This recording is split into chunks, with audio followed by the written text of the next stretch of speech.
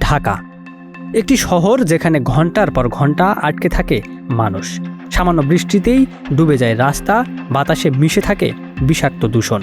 সেই ঢাকা এখন বিশ্বের সবচেয়ে কম বসবাসযোগ্য শহরের তালিকায়। তাহলে কি ভয়াবহ এক ভবিষ্যতের দিকেই এগিয়ে যাচ্ছে আমাদের রাজধানী ঢাকা?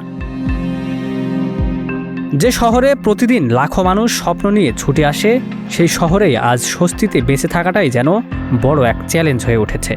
বিশ্বের ১৭৩টি দেশের উপর করা এক আন্তর্জাতিক জরিপে ঢাকার অবস্থান এখন ১৭৩তম, অর্থাৎ বিশ্বের সবচেয়ে কম বসবাসযোগ্য শহরগুলোর তালিকায় ঢাকার অবস্থান এখন তৃতীয়। ইকোনমিস্ট ইন্টেলিজেন্স ইউনিট বা ইআইইউ স্বাস্থ্যসেবা, শিক্ষা, অবকাঠামো, পরিবেশ, সংস্কৃতি এবং স্থিতিশীলতার মতো গুরুত্বপূর্ণ বিষয় বিবেচনা করে এই তালিকা তৈরি করে। আর এই সূচকে ঢাকার স্কোর মাত্র ৪২। কিন্তু কেন এমন ভয়াবহ অবস্থা? প্রতিদিন কোটি মানুষের চাপ, অপরিকল্পিত নগরায়ন, ভয়াবহ যানজট, বায়ুদূষণ, শব্দদূষণ আর সামান্য বৃষ্টিতেই জলাবদ্ধতা, সব মিলিয়ে ঢাকার নগর জীবন দিন দিন কঠিন হয়ে উঠছে। সকাল শুরু হয় তীব্র যানজটের যন্ত্রণায়, দিনের বড় একটি অংশই কেটে যায় রাস্তায় আটকে পড়ে। আর বর্ষাকালে অনেক মানুষের জন্য বৃষ্টি হয়ে ওঠে এক আতঙ্কের নাম, কারণ কিছুক্ষণের বৃষ্টিতেই ডুবে যায় রাস্তাঘাট, থেমে যায় স্বাভাবিক জীবন।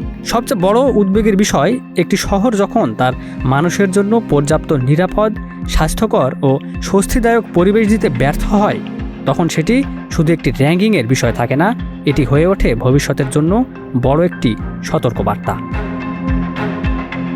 বিশ্বের সবচেয়ে বসবাসযোগ্য শহরের তালিকায় যেখানে পরিকল্পিত নগর ব্যবস্থাপনা, পরিচ্ছন্ন পরিবেশ ও উন্নত সেবা এগিয়ে যাচ্ছে, সেখানে ঢাকার সামনে এখন বড় চ্যালেঞ্জ, কিভাবে এই শহরকে আবারও মানুষের বসবাসের উপযোগী করে তোলা যায়। তবে এখনও সময় আছে।